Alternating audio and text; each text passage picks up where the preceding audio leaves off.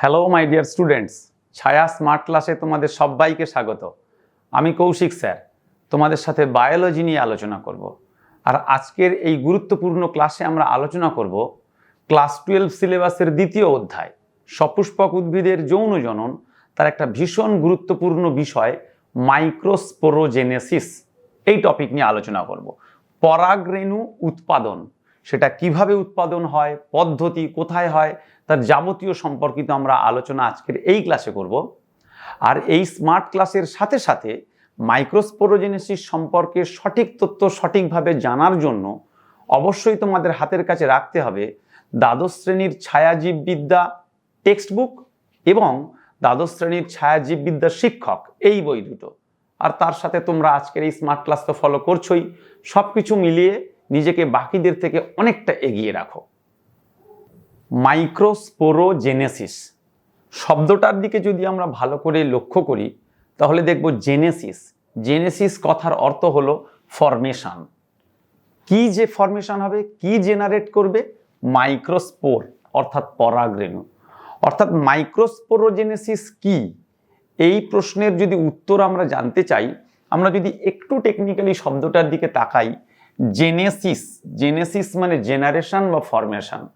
কি জেনারেশন হবে? Microspore. Microspore কথার অর্থ হলো পরাগরেণু। অর্থাৎ generation of microspore, that process is microsporogenesis. এখন কোথা থেকে তৈরি হবে? একটা মাদার সেল থেকে, মাইক্রোস্পোর মাদার সেল। অর্থাৎ আমরা বলতে পারি পুংরেণু মাতৃকোষ বা মাইক্রোস্পোর মাদার সেল। অবশ্যই সেটা একটা ডিপ্লয়েড মাতৃকোষ। সেই মাইক্রোস্পোর মাদার সেল থেকে যে পদ্ধতিতে পুংরেণু বা microspore obviously having n number of chromosome তৈরি হবে, সেই প্রসেসটার নামই আমরা বলবো মাইক্রোস্পোরোজেনেসিস, বা যাকে আমরা বলছি পরাগরেণু উৎপাদন। পরে সিম্পলি মাইক্রোস্পোরোজেনেসিস কি?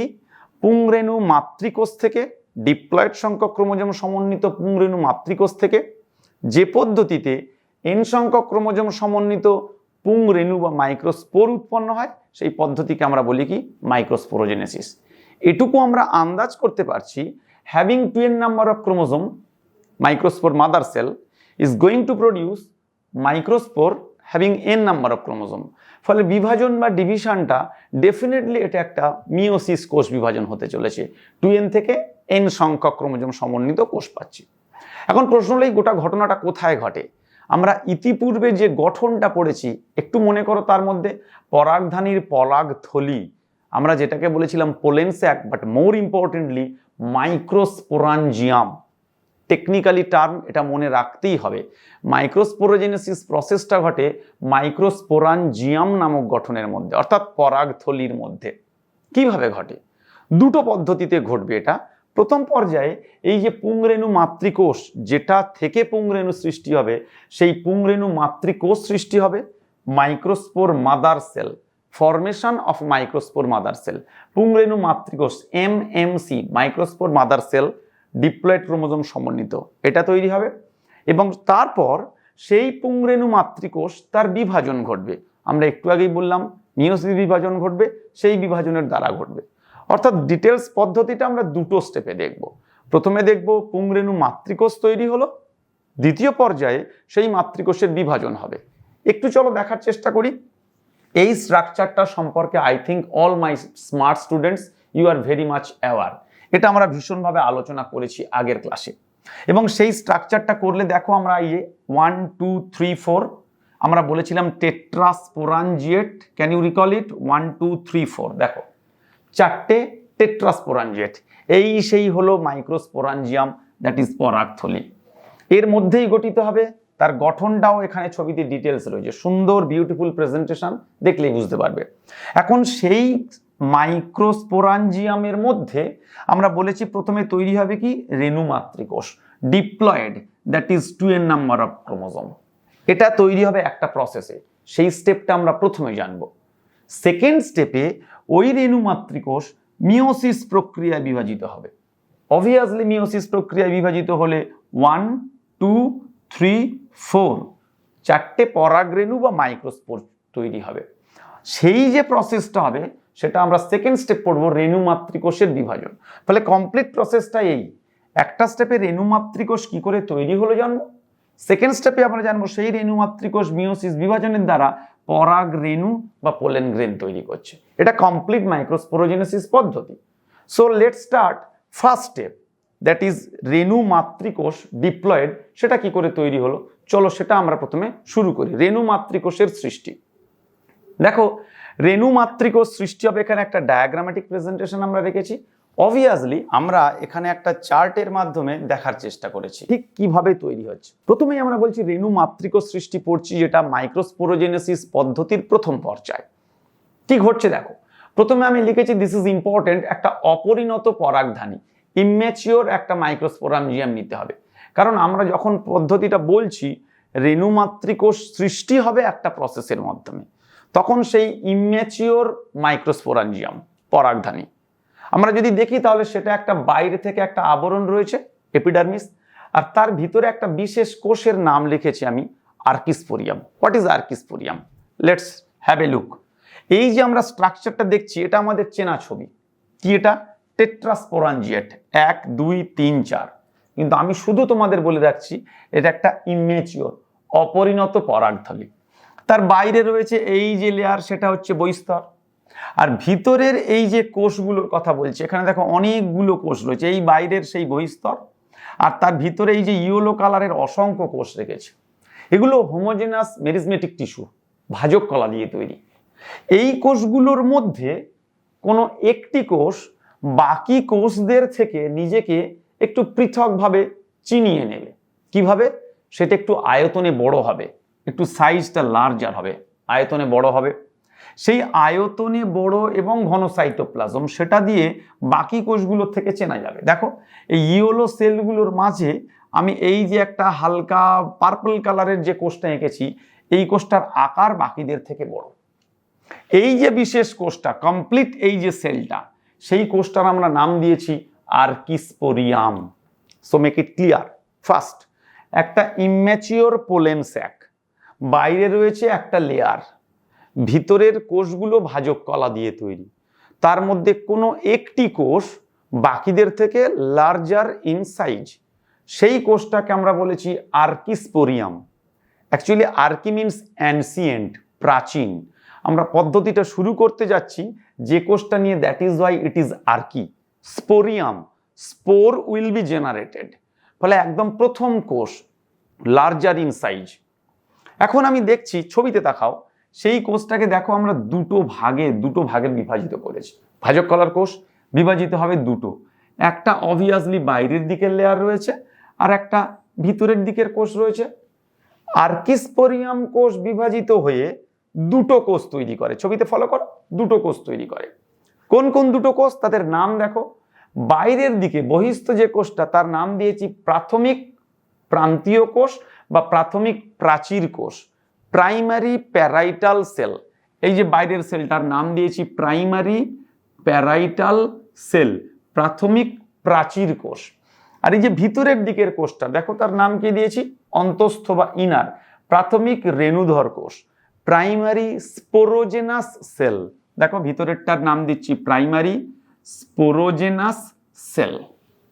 ক্লিয়ার নট, কি বললাম, আর্কিস্পোরিয়াম ডিভাইড করেছে দুটো কোষ, outer one primary parietal cell, inner one primary sporogenous cell. দুটো দেখো এই আর্কিস্পোরিয়াম বিভাজিত হয়ে তৈরি করেছে। Gradually this two cell will again further divide, এই দুটো কোষ আবার ডিভাইড করবে। প্রাথমিক প্রাচীর কোষ বা primary parietal sell repeatedly divide করবে, ডিভাইড করে এই যে বাইরের ঠিক যে লেয়ারটা দেখছো ওয়াল, আমরা যেটা বলেছিলাম পড়েছিলাম কমপ্লিটলি একটা পরাগধানীর প্রাচীর, সেই প্রাচীরটা তৈরি করে। দেখো পরাগধানীর প্রাচীর তৈরি হয় কোন কোষ থেকে, প্রাথমিক প্রান্তীয় কোষ বা প্রাইমারি প্যারাইটাল সেল থেকে। আর ইন্টারেস্টিংলি যেটার জন্য আমরা এটা অ্যাকচুয়ালি পড়ছি, এই যে প্রাইমারি স্পোরোজেনাস সেল সেটা বিভাজিত হয়ে এই যে ভিতরের কোষগুলো আমরা দেখছি, দিজ অল, এই সেলগুলো তৈরি করেছে ইয়েস রেণু মাতৃকোষ, যেটা আমাদের দরকার। দেখো microspore mother cell MMC having 2n number of chromosome, এই যে ভিতরের কোষ। এই microspore mother cell having 12 number of chromosome, it will undergo division. কোন division? Meiotic division, to give rise to microspore tetrad.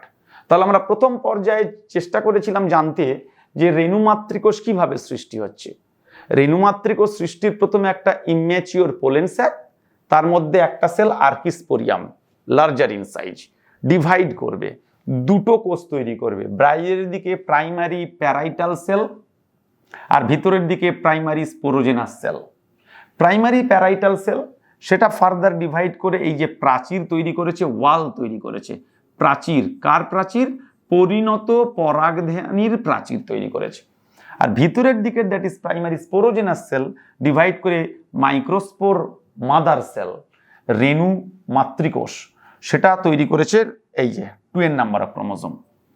Next পর্যায়ে হবে আমাদের এই রেণু মাতৃকোষ বিভাজিত হবে অবভিয়াসলি মিওসিস প্রক্রিয়ায়, এবং কিভাবে পুং রেণু তৈরি করছে, মাইক্রোস্পোর তৈরি করছে, সেটা আমরা জানব। তাহলে প্রথম পর্যায়ে যে রেণু মাতৃকোষ সৃষ্টি হলো, এখন সেই রেণু মাতৃকোষ ভেরি সিম্পলি মিওসিস বিভাজন পদ্ধতিতে বিভাজিত হবে এবং পুং রেণু বা পরাগ রেণু দ্যাট ইজ মাইক্রোস্পোর তৈরি করবে। অর্থাৎ আমাদের কমপ্লিট মাইক্রোস্পোরোজেনেসিস পদ্ধতির দ্বিতীয় পর্যায়ে হবে রেণু মাতৃকোষের বিভাজন। দেখো, রেণু মাতৃকোষের বিভাজন, প্রথম পর্যায়ে রেণু মাতৃকোষ সৃষ্টি হয়েছে, দ্বিতীয় পর্যায়ে রেণু মাতৃকোষ বিভাজিত হবে। ইতিমধ্যেই আমরা জেনে গেছি it is nothing but meiotic division, ফলে মিওসিস বিভাজন হবে। মিওসিস বিভাজন, cell division, so obviously karyokinesis will be followed by cytokinesis. দেখো, ক্যারিওকাইনেসিস ও সাইটোকাইনেসিস, ইট ইজ অবভিয়াস, কোষ বিভাজন মানে দুটো। শুধু এখানে একটু বলার কথা যে স্বাভাবিক মিওসিস যেমনভাবে হয় মিওসিস 1 এবং মিওসিস 2, ঠিক একইভাবে হবে। মিওসিস 1-এ যেমন ক্রোমোজোম সংখ্যার হ্রাস হয়, 2n থেকে n হয়, সেম ঘটনা ঘটবে। শুধু সেটুকুকে আমরা একটু ডিস্ট্রিবিউট করেছি, ডিভাইড করেছি দুটো ভাগে। একটা ক্যারিওকাইনেসিসের পরে সাইটোকাইনেসিস, সেখানে সাকসেসিভ টাইপ বলেছি, আর একটা সাইমালটেনিয়াস বলেছি। ঘটনা দুটো বুঝে নেওয়া যাক, তারপরে কি ঘটছে দেখব। দেখো, আমরা ছবিতে দেখেছি, এই প্রথম ছবিটার ক্ষেত্রে আমরা দেখছি এই যে রেণু মাতৃকোষ বিভাজিত হচ্ছে, প্রথম মিওসিস এক পর্যন্ত হলো মিওসিস 1। যে দুটো অপত্য নিউক্লিয়াস সৃষ্টি হয়েছে তারা কিন্তু অলরেডি একটা কোষ প্রাচীর দিয়ে আলাদা হয়ে গেছে। আবার সেই নিউক্লিয়াস দুটো ফার্দার ডিভাইড করেছে, তারপরে 1, 2, 3, 4 তৈরি হয়েছে। অর্থাৎ এক্ষেত্রে যখন দুটো অপত্য কোষ তৈরি হয়েছে মিওসিস বিভাজনের শেষে, ক্যারিওকাইনেসিসের শেষে, তারা কিন্তু একটা বিভেদ প্রাচীর দিয়ে পৃথক হয়ে গেছে। প্রত্যেকে আবার বিভাজিত হয়েছে, অলরেডি এটা ছিল, এখন এই অর্থাৎ নিউক্লিয়াসের বিভাজনের সাথে সাথে কোষ প্রাচীরও তৈরি হয়ে যাচ্ছে বা সাইটোপ্লাজম বিভাজিত হচ্ছে। কিন্তু আমরা যদি দ্বিতীয় ক্ষেত্রে দেখি, দেখো এখানে এটা রেণু মাতৃকোষ, নিউক্লিয়াস বিভাজিত হয়ে দুটো তৈরি করেছে, কিন্তু সেই দুটোর কমপ্লিট ডিভিশন হয়নি।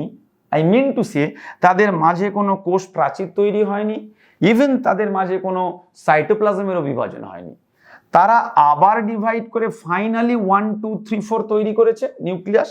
তারপরে তাদের ক্ষেত্রে এই যে আমরা দেখছি কোষ প্রাচীর গঠিত হয়েছে। অর্থাৎ একটার ক্ষেত্রে দেখছি ক্যারিওকাইনেসিসের সাথে সাথে followed by cell wall formation আর সাইটোকাইনেসিস ইমিডিয়েটলি ঘটছে, আর আরেকটা অ্যাট দি এন্ড কমপ্লিট 4টে সেল তৈরি হচ্ছে। তারপরে দুটোকে কি নাম দিয়েছি? প্রথমটাকে বলছি সাকসেসিভ টাইপ, যেটা কেবলমাত্র একবীজপত্রী উদ্ভিদে ঘটে। প্রথম মিওসিসের পর দ্বিতীয় meiosis, obviously meiosis 1 followed by meiosis 2, এটা ছিল নর্মাল সেল ডিভিশন, আমরা যা বলি সেটাই ঘটেছে। সেই প্রসেসটাকে আমরা শুধু নাম দিয়েছি সাকসেসিভ টাইপ। আর দ্বিতীয়টার ক্ষেত্রে সাইমালটেনিয়াস টাইপ। অর্থাৎ আমরা দেখছি প্রথম ও দ্বিতীয় মিওসিসের শেষে একসাথে কোষ প্রাচীর গঠিত হলো, একসাথে টুগেদারলি 4টের ক্ষেত্রে। লুক অ্যাট দিস, এখানে যখন 3 সেল স্টেজ আমরা দেখছি এখনো সেল ওয়াল ফরমেশন হয়নি। লুক অ্যাট দিস ওয়ান, এখানে একেবারে শেষে গিয়ে আমাদের সেল ওয়াল ফর্ম হলো।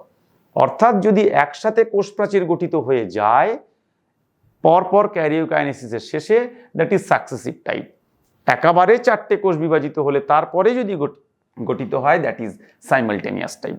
But at the end of both this to process আমরা কি পাবো? 1, 2, 3, 4, 1, 2, 3, 4, 4টে microspore this is called spore tetrad পাবো। এখন এই যে মাইক্রোস্পোর টেট্রাড বা পরাগরেণু উৎপাদন হলো, অর্থাৎ আমরা দেখেছিলাম যে রেণু মাতৃকোষ তৈরি হয়েছে, সেই রেণু মাতৃকোষের বিভাজন হয়েছে। এখন সেই রেণু উৎপাদিত হওয়ার পর বাইরে বেরিয়ে আসতে হবে, অর্থাৎ এটা ঘটছে মাইক্রোস্পোরাঞ্জিয়ামের মধ্যে। সেই মাইক্রোস্পোরাঞ্জিয়াম থেকে উৎপাদিত এই যে স্পোর টেট্রাড, তারা কিভাবে বেরিয়ে আসছে? That is the last one, but very important one.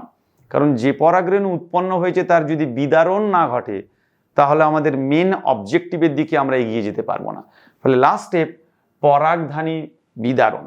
পরাগধানী বিদারণ ইন দ্য সেন্স, পরাগধানীর মধ্যে রয়েছে এই যে উৎপন্ন হলো রেণু, সেই রেণু রয়েছে পরাগরেণু উৎপন্ন। দেখো এখানে আমরা লিখেছি রেণু চতুষ্টয়। আমরা দেখেছিলাম 4টে করে রেণু তৈরি হচ্ছে, মাইক্রোস্পোর টেট্রাড রেণু চতুষ্টয় বিভিন্ন গঠনে অবস্থান করে। Let me explain. যে 4টে রেণু উৎপন্ন হয়েছে তারা এইভাবে লিনিয়ার ওয়েতে থাকতে পারে, কখনো পাশাপাশি, ইট ইজ কল্ড আইসো বাইল্যাটারাল, এভাবে থাকতে পারে। তারা একটা এভাবে টি আকৃতির ডেকাসেট স্ট্রাকচারও করতে পারে। ফলে তারা নানানভাবে অবস্থান করে। অ্যান্ড ইম্পর্টেন্টলি একটু রিমেম্বার করো, আমরা বলেছিলাম যে ওই যে স্পোর টেট্রাড তৈরি হয় তার একটা আবরণ দিয়ে এভাবে বেষ্টিত থাকে, এবং সেই আবরণটা ক্যালোজ নামে পরিচিত। মনে করতে পারছো, যেটাকে ডিগ্রেড করতে গেলে callase enzyme is needed, secreted by tapetum. ফলে প্রথমে বলেছি বিভিন্ন গঠনে অবস্থান করে। স্পোর টেট্রাড 4টে, তারা বিভিন্ন রূপে অবস্থান করতে পারে, সেটাই এখানে বলা হয়েছে স্পোর টেট্রাড বিভিন্ন রূপে অবস্থান করে। দেখো এখানে বলা হয়েছে অলরেডি ক্যালোজ দ্বারা বেষ্টিত, ক্যালোজ নামক আবরণ দ্বারা বেষ্টিত থাকে এই স্পোর টেট্রাড।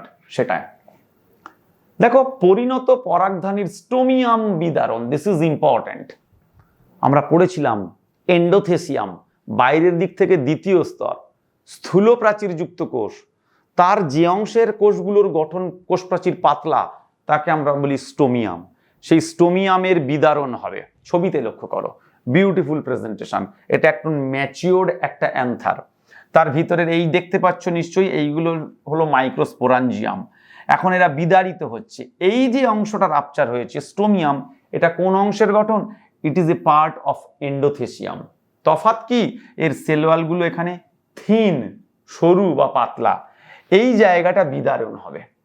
এই জায়গা বিদারণের মাধ্যমে এই যে মাইক্রোস্পোরাঞ্জিয়ামের মধ্যে উৎপাদিত রেণু, সেই রেণুগুলো বাইরে বেরিয়ে আসবে। সেটাই হচ্ছে পরাগধানীর বিদারণ বা ডাহেসেন্স। এই যে ক্যালোজ পর্দা মুক্ত এবং পুংরেণুর নির্গমন। ক্যালোজ পর্দা মুক্ত হওয়ার জন্য এনজাইম লাগবে, ক্যালেজ, সেটা সিক্রেট করবে। ইনারমোস্ট লেয়ার রয়েছে এখানে ট্যাপেটাম, তার দ্বারা সেটা বিদারিত হবে এবং উৎপন্ন পুংরেণু বাইরে বেরিয়ে আসবে। সেটাই হলো পরাগরেণুর বিদারণ। অর্থাৎ আমরা দেখলাম রেণু মাতৃকোষ সৃষ্টি হলো, সেখান থেকে রেণু মাতৃকোষের বিভাজন হলো, মাইক্রোস্পোর টেট্রাড ক্যালোজ দ্বারা আবৃত রয়েছে। যখন ম্যাচিওর হবে মাইক্রোস্পোরাঞ্জিয়াম অ্যান্থার, তখন স্টোমিয়ামের বিদারণ দ্বারা বাইরে বেরিয়ে আসবে। চলো এই গোটা ঘটনাটাকে আমরা আরেকটু লাইভলি করে দেখার চেষ্টা করি।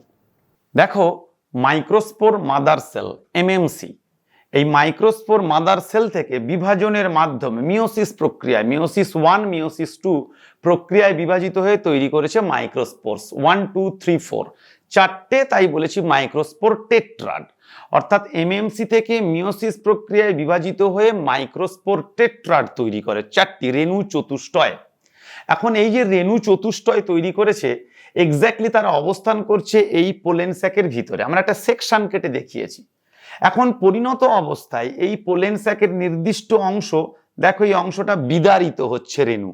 এটা হলো স্টোমিয়ামের সেই অংশ যেখান থেকে পরিণত রেণু বাইরে বেরিয়ে আসছে, দৈর্ঘ্য বরাবর একটা খাঁজ, স্টোমিয়াম থেকে বিদারিত হওয়া রেণু। আর আমরা যদি বলি ডেভেলপমেন্ট কি করে হচ্ছে, একটা মাইক্রোস্পোর মাদার সেল থেকে মাইক্রোস্পোরে, দেখো এই যে স্ট্রাকচার আমরা দেখতে পাচ্ছি, দুটো আলাদা আলাদা অংশ দেখছি। কমপ্লিট পার্টটাকে বলছি পোলেন গ্রেন। এখন সেই পোলেন গ্রেনের মধ্যে কি কি গঠনগত অংশ রয়েছে যদি আমরা দেখি, দুটো কমপ্লিট ডিভাইডিং পার্ট, একটা ছোট্ট গঠনযুক্ত অংশ, একটা বড় কোষীয় অংশ। বড় অংশকে বলেছি ভেজিটেটিভ সেল, অবশ্যই যার মধ্যে নিউক্লিয়াসটা আকারে বড় কিন্তু ইরেগুলার গঠনযুক্ত। আর এদিকে রয়েছে নিশ্চিত করে একটা ভ্যাকুওলের উপস্থিতি থাকবে, সেই ভ্যাকুওল একটা ইম্পর্টেন্ট রোল প্লে করে। আর এই যে ছোট আকারের কোষ যাকে বলেছি জেনারেটিভ সেল, সেই জেনারেটিভ সেল থেকেই ডিভাইড করবে গ্র্যাজুয়ালি এই জেনারেটিভ সেল এবং তৈরি করবে গ্র্যাজুয়ালি মেল গ্যামেটের দিকে অগ্রসর হবে। বাট এই যে কমপ্লিট স্ট্রাকচার, দুটো সেল ভেজিটেটিভ সেল আর জেনারেটিভ সেল, এই টু সেলড স্টেজ ভেজিটেটিভ এবং generative cell, it is absolutely a structure of pollen grain two celled কন্ডিশনে এটাই রিলিজড হয়, অর্থাৎ বিদারিত হতে পারে ওই টু সেলড কন্ডিশনে। এখন এটারই মাইটোসিস হবে। দেখো ভিতরে ভেজিটেটিভ সেলের নিউক্লিয়াস আর টু মেল গ্যামেটস, একটু আগেই যেটা বলছিলাম দুটো মেল গ্যামেট তৈরি করেছে। এই যে মেল গ্যামেট সহ উৎপাদিত অবস্থা টু সেলড কন্ডিশন থেকে এক্স্যাক্টলি আমাদের একটা পোলেন স্যাকের মধ্যে অবস্থান করছে। দেখো প্রত্যেকটা স্যাকের মধ্যে যদি আমরা দেখি ওই অবস্থানের যে স্ট্রাকচারটা একটা ম্যাচিওর্ড পোলেন গ্রেন গ্র্যাজুয়ালি বিদারিত হবে স্টোমিয়াম নামক অংশ থেকে, সেটা বাইরে বেরিয়ে আসবে। এটাই হলো আমাদের কমপ্লিট প্রসেস যেটা আমরা এতক্ষণ ধরে ডিসকাস করার চেষ্টা করেছি। বায়োলজি বিষয়ক এরকম আরো নতুন নতুন ভিডিও পাওয়ার জন্য ছায়া প্রকাশনীর ইউটিউব চ্যানেলটি সাবস্ক্রাইব করো। ভিডিওগুলো ভালো লেগে থাকলে লাইক করো আর শেয়ার করো। আর নতুন কোনো ভিডিওর নোটিফিকেশন সবার আগে পাওয়ার জন্য বেল আইকনটা প্রেস করো।